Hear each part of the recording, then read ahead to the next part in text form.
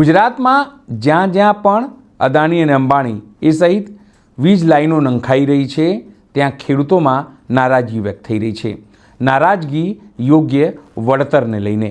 ઘટના જૂનાગઢના માણાવદર તાલુકાની છે.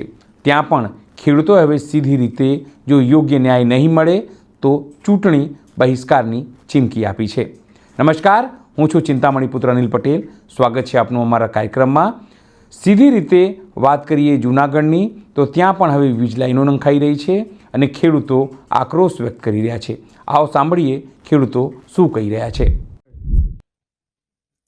જય જવાન, જય કિસાન. આજે અમે મળ્યા છે જૂનાગઢ જિલ્લાના માણાવદર તાલુકાના મરમઠ ગામે. મરમઠ ગામે અમે બધા ખેડૂતો એકઠા થયા છે. મરમઠ ગામના ખેડૂતો ઉપર એક આફત આવી છે, એક મુસીબત આવી છે. આ મુસીબત માટે અમે બધા એકઠા થયા છે.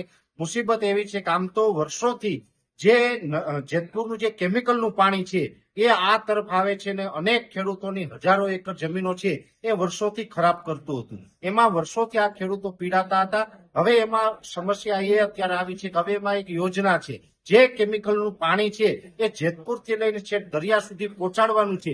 એમાં જે સરકાર છે એ આ કેમિકલની પાઇપલાઇન નાખી રહી છે.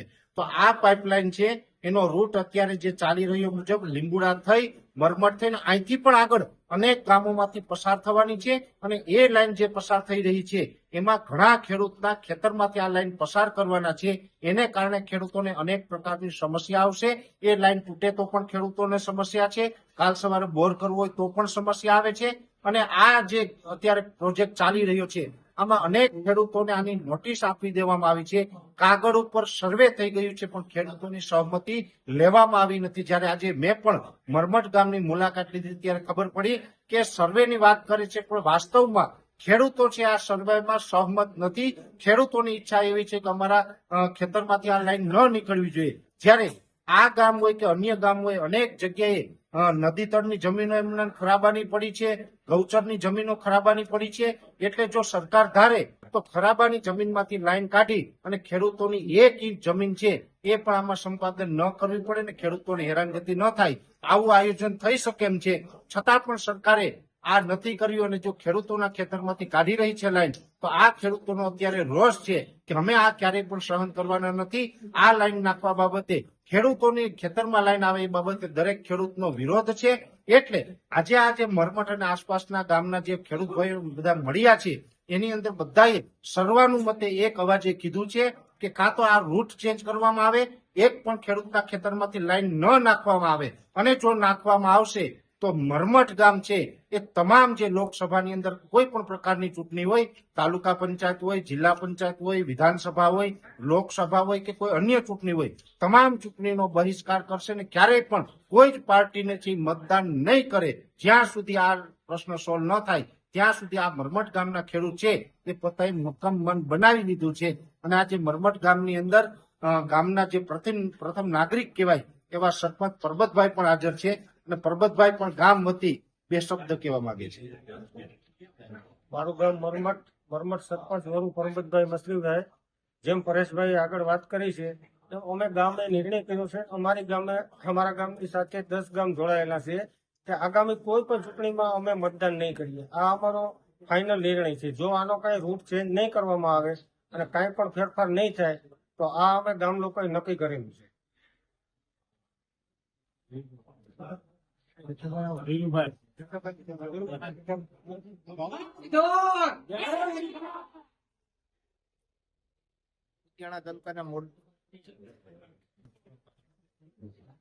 કુતિયાણા તાલુકાના મોરદરી ગામનો ખેડૂત છું.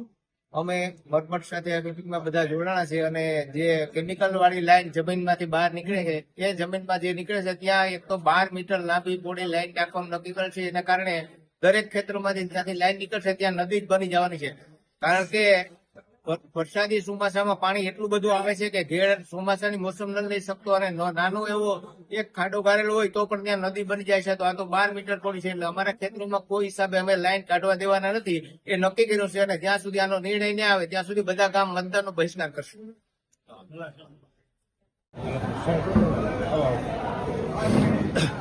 મારું ગામ દેશિંગા માણાવદર તાલુકાનું અને હું દેશિંગા ગામનો ખાતેદાર ખેડૂત છું. અને જે જેતપુરથી પોરબંદરના દરિયા સુધી આ પ્રદૂષણ નિયંત્રણ બોર્ડ દ્વારા આ દૂષિત પાણી કાઢવા માટેની જે લાઈન નાખવામાં આવે છે એ હજારો ખેડૂતોના ખેતરમાંથી આ લાઈન પ્રસાર થવાની છે અને એમાં અસંખ્ય ખેડૂતોની જમીન બરબાદ થશે. પછી જે ફળદ્રુપ જમીન છે તેમાંથી આ લાઈન જાય છે. અમારી માંગણી એવી છે કે ખરાબાની જમીનમાં અગર તો ભાદર નદીના પટમાંથી નીચે જો આ પાઇપલાઇન કાઢવામાં આવે તો એક પણ ખેડૂતને ક્યાંય કોઈ વાંધો હરકત નથી, પણ અમારા માલિકીના ખેતરમાંથી જો લાઈન જાય તો અમારી આ બાપ દાદાની જમીનો ખેડીને જે અમે અમારું ભરણ પોષણ કરીએ છીએ એમાં પણ અમને તકલીફ થશે અને અમારા પૂર્વજોને પણ આ પાઇપલાઇન નડવાની છે. માટે આ પાઇપલાઇન અમે કોઈ પણ ભોગે આ અમારી જમીનમાંથી કાઢવા દેવા માંગતા નથી એવી અમે સરકારને વિનંતી કરીએ છીએ. અને જો આ વિનંતીનો સ્વીકાર નહીં કરે તો અમે દર પંચાયતી રાજની ચૂંટણી હોય, વિધાનસભા હોય, લોકસભા હોય કે ગમે તે ચૂંટણી હોય એનો અમે આ ચૂંટણી વખતે ગામ લોકો અને આ હજારો ગામના ખેડૂતો એ ચૂંટણીનો બહિષ્કાર કરી અને સરકારશ્રીને અમારી આ રજૂઆત કરીએ છીએ. જય ભારત. જય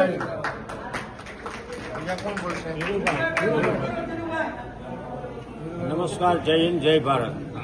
હું મરમટ ગામનો ધીરુભાઈ વાળા પ્રાકૃતિક કૃષિ કરું છું અને સાથે સાથે જે ખેડૂતોના પ્રશ્નો છે બાપુએ હમણાં વાત કરી, અમારા સરપંચશ્રીએ બાઈ કરી લીધી.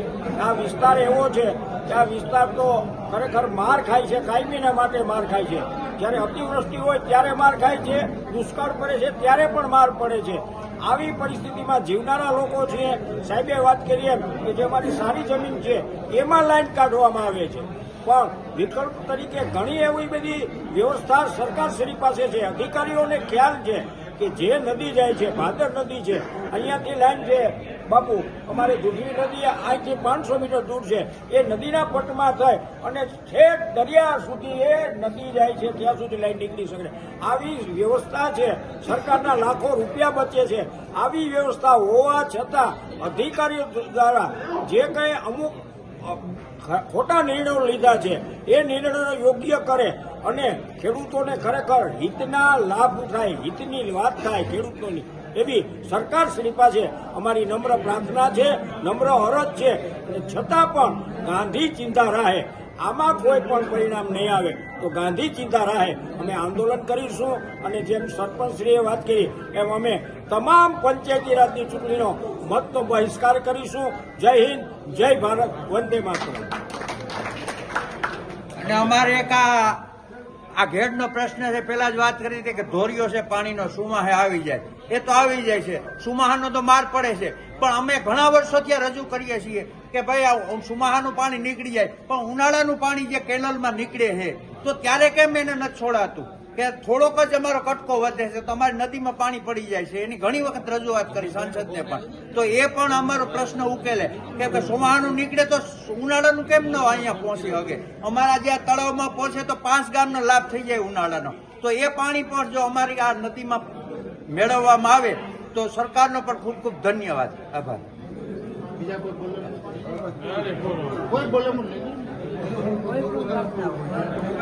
ખેડૂતોના આ મુદ્દા સાથે આપ કેટલા સહમત છો જરૂરથી કોમેન્ટ બોક્સમાં કોમેન્ટ કરજો. એ સિવાય અમારી યુટ્યુબ ચેનલ લાઇક કરો, સબસ્ક્રાઇબ કરો અને બેલ આઇકન દબાવો. સાથે અમારી વેબસાઇટ છે www.gujaratplus.in, ત્યાં પણ જઈને તમે વધુ અપડેટ થઈ શકો છો. અત્યારે માટે બસ આટલું જ. નમસ્કાર.